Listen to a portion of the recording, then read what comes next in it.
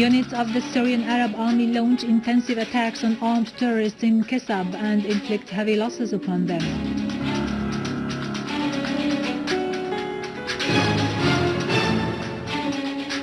Four terrorists coming from Lebanon were captured and infiltration attempt foiled.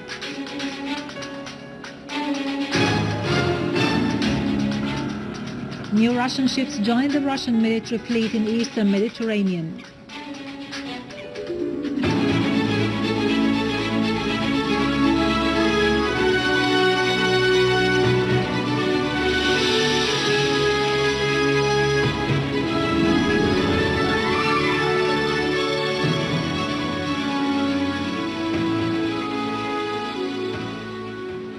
Good afternoon, ladies and gentlemen. This is Yarado Kikorian with the news in English. Several armed men have been killed by the Syrian Arab Army after they had infiltrated into checkpoint 45 in Kasab in Latakia northern countryside.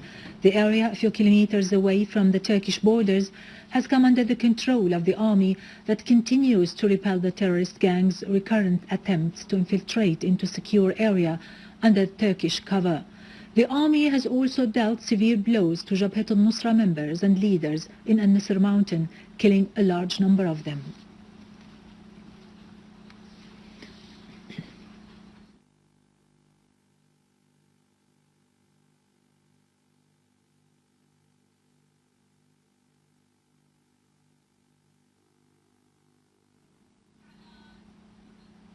The Syrian Arab Army units have foiled an attempt by terrorists to infiltrate in the direction of Al-War neighborhood in Homs, and another attempt to infiltrate from Al-Ghassibiyah in the direction of Al-Dwayr village in Homs countryside, killing and wounding several armed men. Several terrorists have also been killed and wounded in Rahum and Sahrij villages. A machine gun-equipped car has moreover been destroyed in Homs' eastern suburbs. In a house in Galyoun mountain in Tel Kalakh countryside, the authorities captured 4 armed men who had come from Lebanon. The Syrian Arab Army units have meanwhile eliminated 15 terrorists while they were installing missiles launching podiums. 2 locally made rockets have been fired by terrorists in Abu al-Alaya village in Homs' eastern suburbs. No injuries have been reported amongst citizens.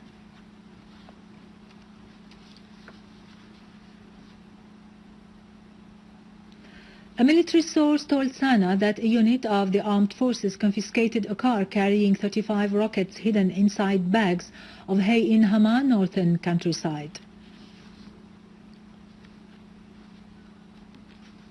Syrian Arab Army units have killed and wounded several armed men and destroyed their criminal tools after foiling their infiltration attempt into a military checkpoint in Al-Manshiyah neighborhood downtown Daraa.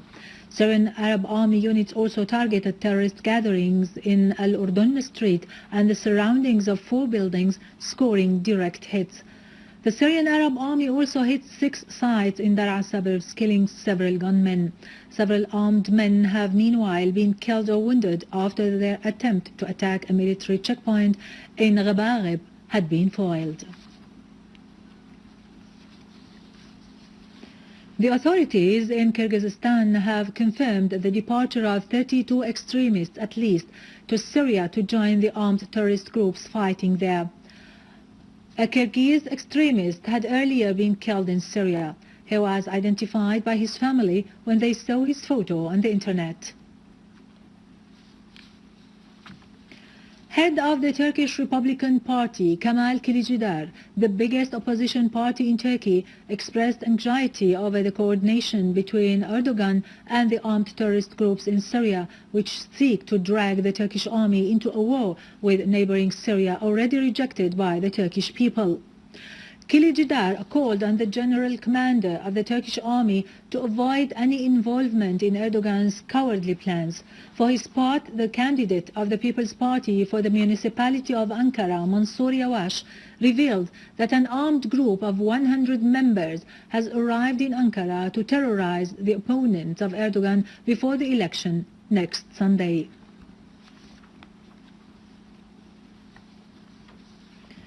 Three Russian ships affiliated with the Russian Northern Fleet and Baltic Sea entered the Mediterranean. A source at the Russian General Command said that the ships crossed the Black Sea to join the operational unit of the Russian military fleet in eastern Mediterranean.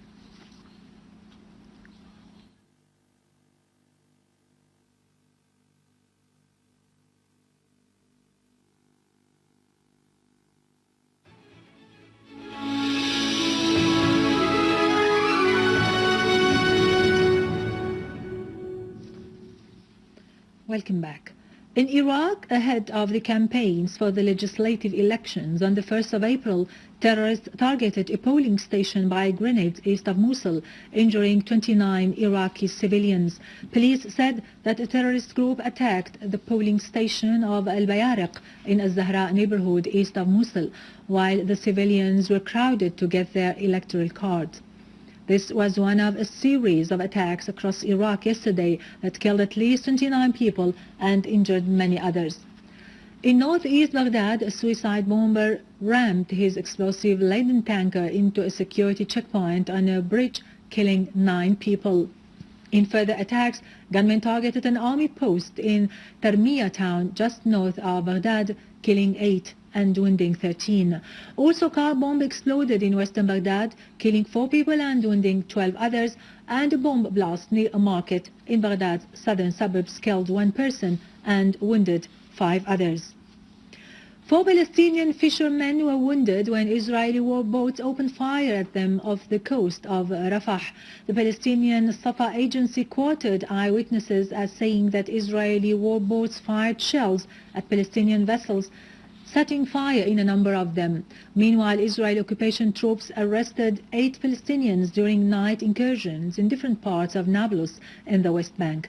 In another development, the 2 extremists, Rabbis Eliezer Brewer and Haim Richman, broke into Al-Aqsa Mosque in occupied Jerusalem, accompanied by 30 settlers under the Protection Occupation Private Police Force.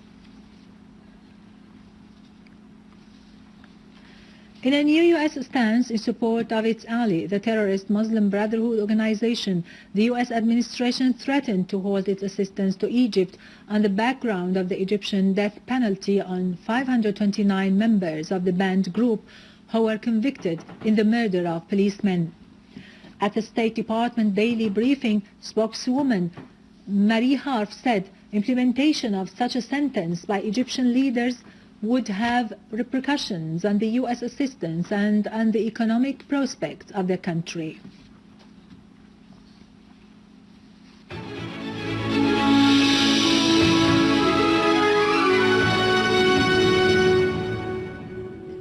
Back to our local news, receiving a delegation of the European Loyalty Program's Minister of Social Affairs, Kinda Shammat, said that the Syrian society, including the Palestinians, have stood steadfast despite the attacks carried out by the terrorist groups against camps and makeshift centers in several areas. Shammat told the delegation that the terrorists pursue the innocent, whether they are Syrian or Palestinian, and commit their ugly crimes against them without distinction. They have targeted, she pointed out, even the makeshift centers that shelter the displaced.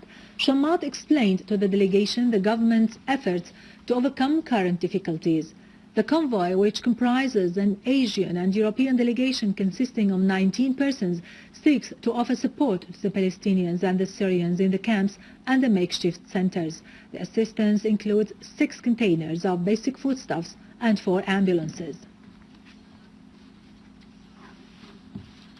With this, we end our news for today. Thank you for watching. For more details about Syria and the region and to view this bulletin again, you can always visit our website in English, syriaonline.sy. Now to latest business and market news with Vani Genjian, but after a short break.